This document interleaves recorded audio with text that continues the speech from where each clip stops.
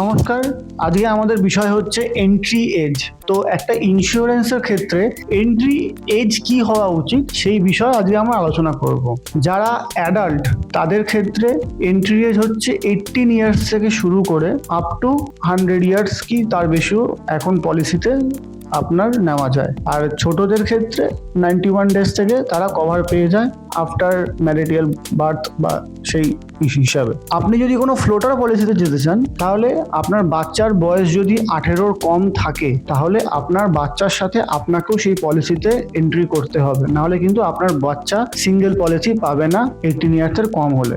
ঠিক সেমনভাবেই 25 বছর পর আপনার বাচ্চার সাথে আপনি ফ্লোটার পলিসিতে থাকতে পারবেন না, তখন আপনার বাচ্চার জন্য একটা ইন্ডিভিজুয়াল পলিসি নিতে হবে। তো এটাই basic part of entry age. এটা ভালো করে বুঝে গেলেই আপনি পুরোটাই বুঝতে পারবেন। এই সংক্রান্ত আরো তথ্য জানার জন্য আপনি আমাদের চ্যানেলটাকে ফলো করুন, লাইক করুন, সাবস্ক্রাইব করুন।